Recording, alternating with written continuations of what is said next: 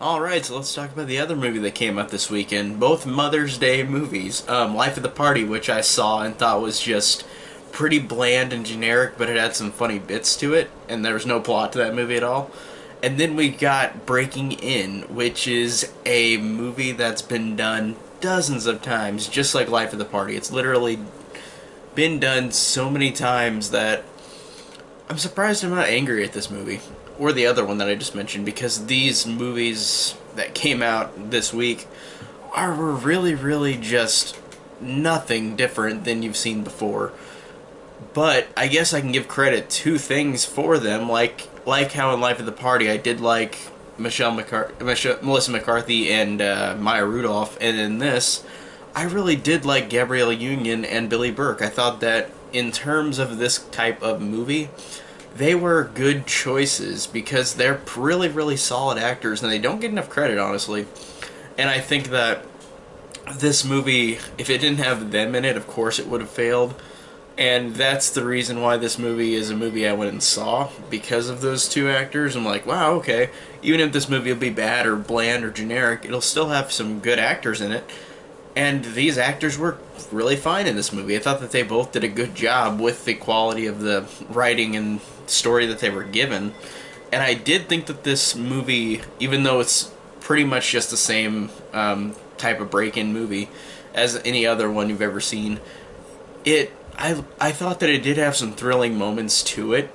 Like I thought towards the towards the end, I felt like they actually, like, it gained steam in a way where, like, I didn't, like, it wasn't like it was anything not, like, you wouldn't have not expected this to happen, but at the end of the movie it still felt like, oh, okay, even though you knew this was gonna happen. I liked how they went along with it, with the mom character just trying to break in and into this house, with the guys robbing the house with their kids inside.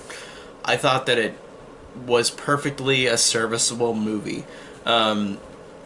And I guess I can give more negatives to it than positives, but that doesn't mean like it's the worst thing ever, and it's definitely not.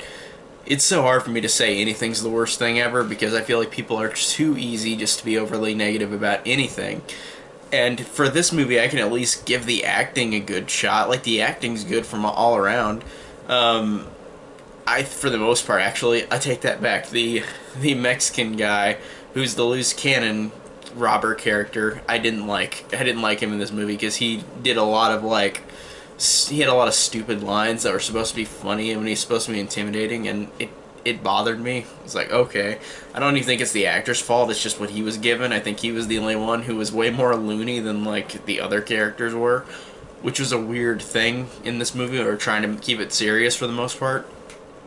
And I thought it was funny, too, that in these movies you have the robbers, you have the lead robber, and then you have a couple of people that go along with him. In this movie, of course, like every other one of these movies, you got the loose cannon. This guy is Mexican in this movie, but it's a loose cannon character who is just a plain murderer, like will murder anybody just to do it, is what they tell in the dialogue. And then the other character who's a good guy at heart, like he's not gonna actually kill somebody, and he's gonna betray them at the end. And you know, that's the obvious trope that these two characters will have, the goons to, like, the leader. Like, there's one that's the worst person ever, and then one that's just a complete, like, he's a good guy at heart and he's gonna actually not do the bad thing. And that's in all these movies.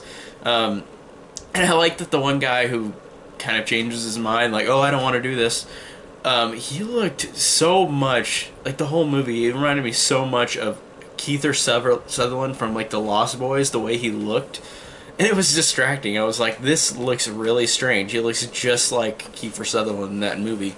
So I'm like, okay, this is distracting, but, like, not in a way where it's the movie's fault. It's just like, oh, okay, this is really odd.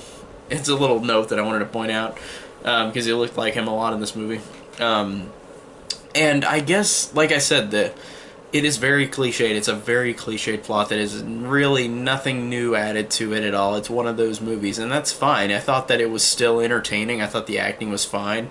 Even though you knew where the story was going to go, I thought that the way they did it was fine, and it was a fine It was a fine, average movie, average at best, but it wasn't anything terrible. And I thought that I just enjoyed it for what it was. I thought it was just something that was really just something you've seen a billion times, but the acting is fine in it. The plot is done before, but it's fine. It's executed fine.